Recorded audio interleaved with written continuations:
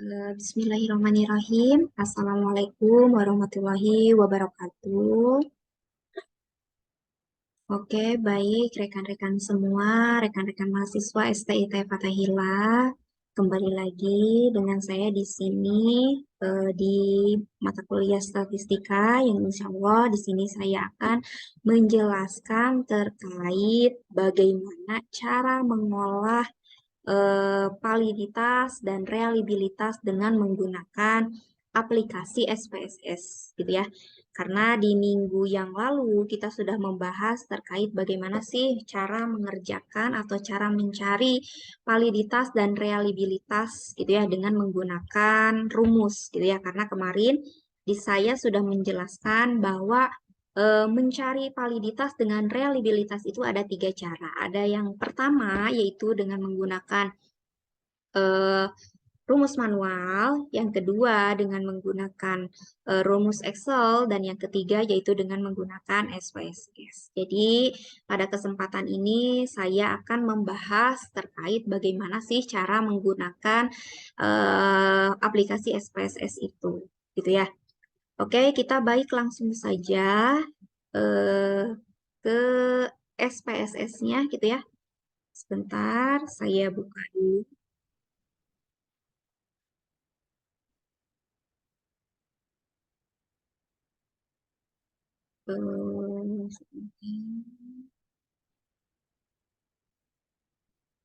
Gimana teman-teman udah download SPSS-nya belum? Mudah-mudahan udah pada download ya. Karena kan kemarin di pertemuan kemarin saya sudah menjelaskan bagaimana cara mendownload aplikasi SPSS-nya gitu ya. Oke, kita langsung saja buka SPSS-nya gitu ya.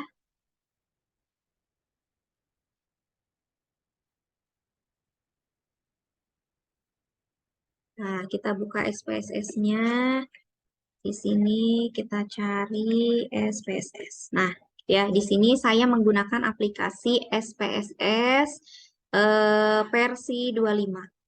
Ya, jadi teman-teman silakan kalau misalnya laptop atau komputernya belum support gitu ya. Jadi teman-teman di sini bisa mencari aplikasi SPSS yang versinya sesuai gitu ya dengan kemampuan laptopnya itu sendiri. Karena terkadang versi itu berpengaruh gitu ya. Jadi susah dibukanya, bikin lemot karena yaitu dia misalnya kapasitasnya terlalu besar gitu ya. Jadi nanti disesuaikan saja.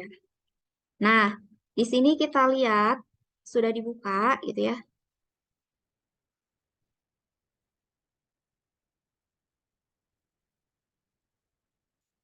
Nah, sudah dibuka SPSS-nya. Oh, masih loading ya. Oke, nah ini udah buka ya. Nah, di sini kita bisa lihat ya bahwa di tampilan SPSS ini ada dua tampilan nih ternyata gitu ya. Nah, ada dua tampilan, ada untitled dan ada output gitu ya. Nah, untitled di sini fungsinya untuk apa? Untitled di sini ini merupakan input data gitu ya atau data editor. Jadi, teman-teman nanti menginput dan mengolah datanya ada di sini gitu ya di untitled sini. Nah, yang satu lagi ada output. Nah, output itu tampilannya seperti ini. Output di sini untuk melihat hasilnya gitu ya. Melihat hasilnya, hasil dari penginputan atau pengolahan data di untitled tadi. Ya, jadi di sini kita input datanya, hasilnya dilihat di output, gitu ya. Nah, sebelum ke validitas, saya akan sedikit menjelaskan di sini di dalam menu banyak sekali gitu ya. Ada file, ada edit, ada view, data, transform, analyze, gitu ya, dan lain sebagainya. Nah, inti dari SPSS ini yaitu menu analyze. Nah, di dalam menu analyze ini, gitu ya, kita bisa mengolah data. Jadi intinya ada di sini analyze. Nah, kalau ini untuk apa? Ya, kalau file, membuat folder baru, membuka, gitu ya. untuk menyimpan, ini ada di file. Edit, edit untuk apa? Edit itu untuk merubah, memperbaiki, gitu ya. Terus ada view, ini view untuk apa? Merubah tampilan pada toolbar. Nah, ini mah hampir sama lah nanti teman-teman bisa lihat atau buka-buka sendiri isinya terkait apa, gitu ya. Ini data di sini untuk mengklasifikasikan atau mengatur data variabel, gitu ya. Jadi sekarang fokus saja ke analyze dulu ya, pengolahan datanya seperti apa. Nanti teman-teman bisa cek atau cari-cari sendiri terkait menu-menu yang ada di SPSS ini. Sekarang saya fokusnya ke pengolahan data dulu. Jadi nanti eh, kita akan mencari atau mengolah data di sini gitu ya. Jadi yang pertama untuk video pertama ini saya akan menjelaskan bagaimana cara mengolah data terkait validitas dan reliabilitas. Oke, baik ya. Nah, kembali lagi ke tampilan ini untitled. Nah, di dalam tampilan untitled pun di sini ada dua jendela, ada dua kamar nih. Ada yang nyebut kamar, ada yang nyebut jendela gitu ya, apa aja lah. Pokoknya di sini ada dua kamar, ada data view, ada variable view gitu ya. Nah, data view itu untuk apa? Digunakan untuk apa namanya tuh menginput data. Jadi nanti kita menginput datanya di sini gitu ya di data view. Nah, untuk yang variable view itu untuk membuat nama gitu ya, untuk membuat label. Itu ada di sini variable view. Seperti itu. Nah, kita lanjut. Karena di pertemuan minggu lalu kita sudah membahas dan mengerjakan gitu ya terkait validitas dan reliabilitas menggunakan rumus dan menggunakan Excel. Oleh karena itu, supaya nanti valid datanya, kita gunakan data yang kemarin gitu ya. Kita gunakan data yang minggu lalu, kita buat datanya, kita cek. Nah, ini ya. Ini data yang kita gunakan di pertemuan yang lalu. Ini ya. Nah, kita masukkan juga ini si datanya. Oke, kita masukkan. Yang pertama, kita boleh memasukkan langsung di sini datanya gitu ya ke data view atau misalnya kita masuk dulu ke variabel boleh ya. Jadi nulis dulu variabelnya ada apa saja sih di eh, variabel yang kita akan cari itu apa saja gitu ya. Jadi nanti dimasukkan di sini. Nah, karena ini datanya sudah ada, kita langsung aja ke data view gitu ya. Kita copy-kan dulu datanya. Di sini boleh pakai namanya lah. Oke, boleh. Kita kopikan. Copy, copy. Oke. Nah, tinggal di paste di sini. Nah, gitu ya. Nah, di sini terlihat, ini ada desimalnya nih, gitu ya. Dan ini juga belum jelas ini apa sih, gitu kan. Supaya mudah, ini 1, 2, 3, 4, 5. Oke, supaya ini bisa terlihat atau bisa jelas ini tuh apa sih, gitu kan. Nah, kita masuk ke variable view, kita ganti ini namanya. Jadi, tadi yang pertama itu ada ini ya A1 A2 itu sebagai nama. Karena itu di nama di sini di name kita rubah dengan nama. Terus ini soal 1. Ini soal 2. Yang ini soal 3. Ini soal 4. Soal 5. Di sini jumlah. Jumlah gitu ya. Nah, untuk penulisan name di sini rekan-rekan semua tidak bisa menggunakan spasi. Jadi di name di sini dibatasi gitu ya, tidak boleh menggunakan spasi. Oleh karena itu, supaya apa namanya tuh labelnya jelas gitu ya, identitasnya jelas. Nah, kita bisa mengalihkan name di sini ke label. Jadi di label di sini kita bisa menulis dengan menggunakan spasi. Misalnya ini nama siswa dipanjangkan. Di sini soal 1. Nah, ini baru bisa di spasi ya. Soal 2, soal 3, ini soal 4, soal 5, di sini jumlah. Nah, oke baik. Untuk tipe, karena di sini nama gitu ya, nama itu tidak berupa angka, oleh karena itu tipenya di sini harus string. Ini sudah sesuai ya, jadi string.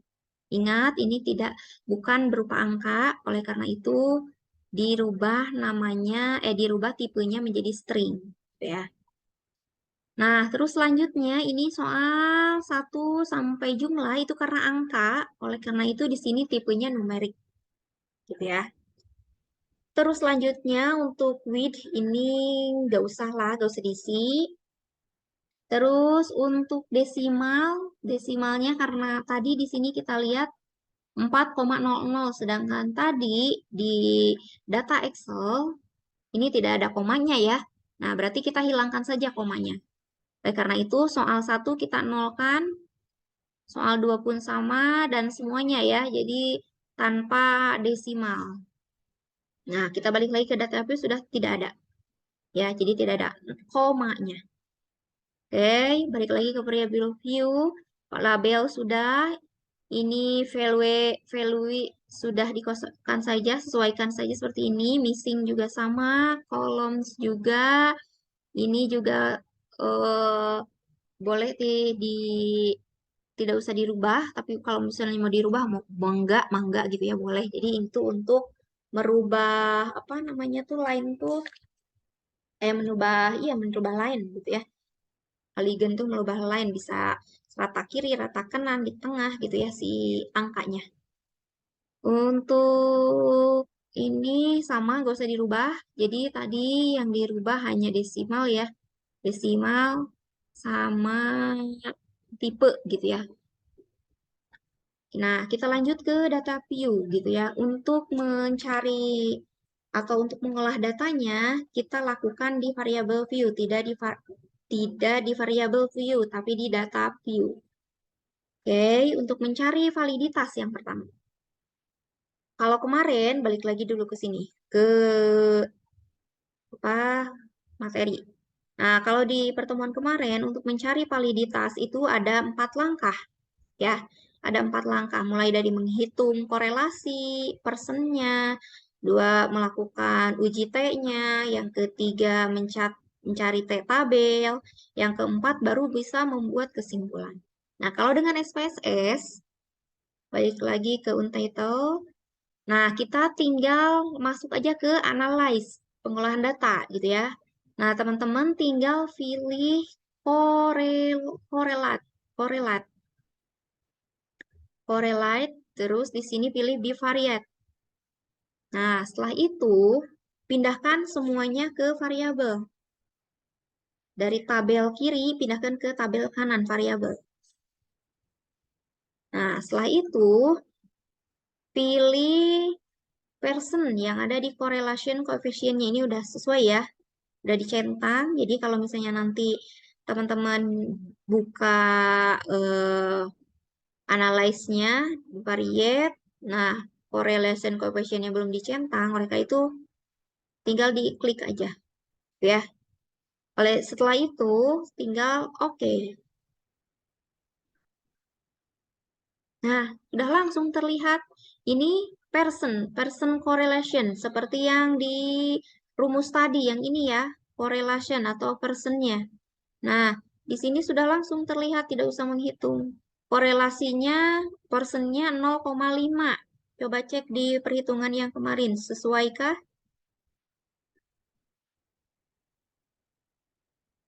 Nah, ini ya korelasinya 0,5 sudah sesuai. Ini 0,5. Terus selanjutnya apa validitasnya? Oh, ini validitasnya.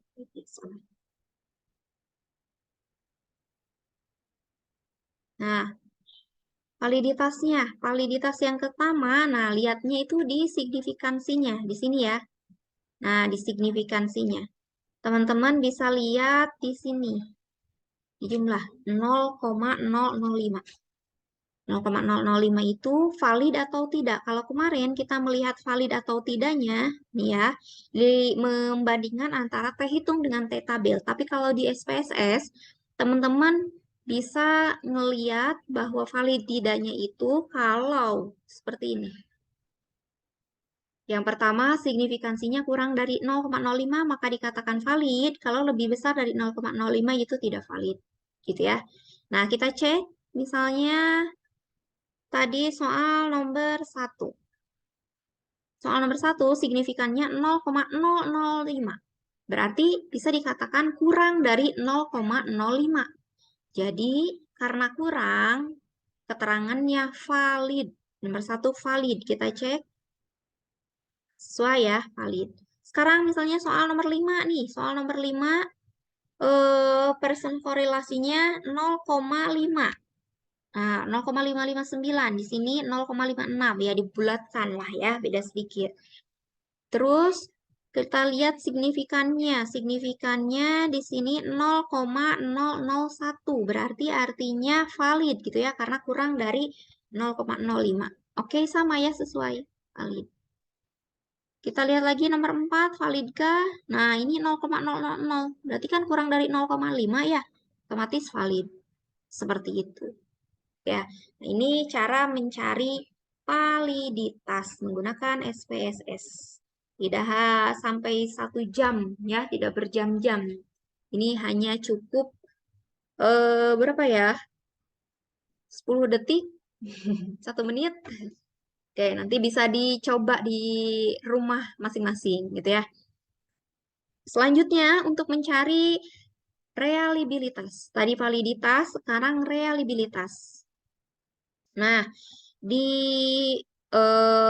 materi minggu lalu, cara menentukan reliabilitas itu dengan menggunakan Cronbach alpha. Kalau misalnya soalnya uraian, berarti karena tadi uraian, kita gunakan Cronbach alpha gitu ya. Nah, adapun cara mencari rumus Cronbach alpha seperti ini gitu ya. Agak ribet juga kalau misalnya pakai rumus. Tapi kalau pakai SPSS, kita balik lagi ke sini, ke Untitled, Analyze. Setelah Analyze itu Scale, masuk ke pilih Reliability Analysis. Ya. Nah, setelah itu tampilannya seperti ini. Teman-teman tinggal pindahkan soal 1 sampai soal 5 saja. Jumlahnya tidak usah ke item. Seperti ini. Ya. Selanjutnya, klik statistik. Nah, centang yang scale if item delete. Yang ini. Ya. Setelah itu tinggal continue. Oke. Nah, di sini kita bisa kelihatan nih. Reliability. Tadi kan pakainya Cronbach alpha ya, karena soalnya uraian. Cronbach alpha-nya segini 0,45. Coba kita cek perhitungan manual kemarin. Reliabilitas. Nah, reliabilitasnya sesuai ya, 0,45 ya, sama. Artinya 0,45 itu kriterianya termasuk sedang. Tahu dari mana sedang? Nah, ini kriterianya sudah disajikan. Klasifikasi koefisien reliabilitas. Karena 0,45 berarti 0,45 itu ada di rentang ini gitu ya. Jadi artinya reliabilitasnya sedang. Seperti itu teman-teman.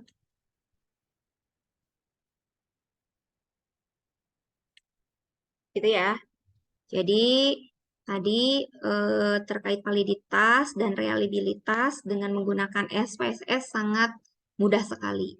Jadi nanti pada saat penelitian, teman-teman mau membuat skripsi atau membuat sebuah penelitian, jika ingin memvalidasi sebuah soal, nah bisa langsung aja pakai SPSS ini. Gak usah hitung, dikotret lagi gitu ya, sudah ada yang mudah. Tapi kalaupun misalnya teman-teman, Bu saya ragu dengan menggunakan SPSS, saya mau pakai manual saja ya, mangga silahkan gitu ya. Tadi tinggal dipilih saja dari alternatif 3 tadi. Mau manual, mau Excel, atau mau SPSS. Seperti itu.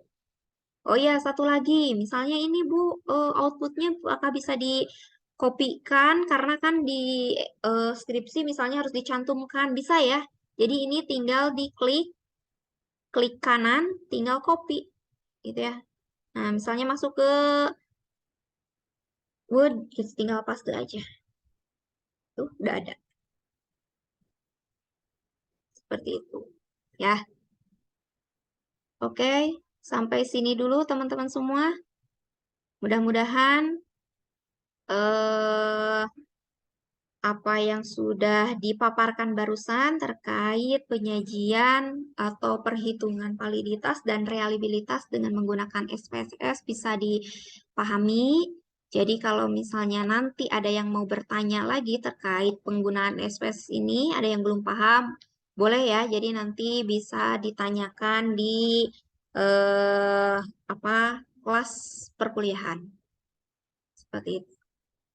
Oke, baik. Terima kasih kepada teman-teman semua yang sudah menyaksikan video terkait mencari validitas dan reliabilitas di SPS, menggunakan SPSS ini, gitu ya. Terima kasih. Dan insya Allah nanti selanjutnya video kedua yaitu cara mencari normalitas dan homogenitas, gitu ya. Dengan menggunakan SPSS seperti apa nanti akan saya buat videonya insya Allah. Oke, baik. Terima kasih teman-teman. Wabillahi taufiq wal hidayah. Wassalamualaikum warahmatullahi wabarakatuh.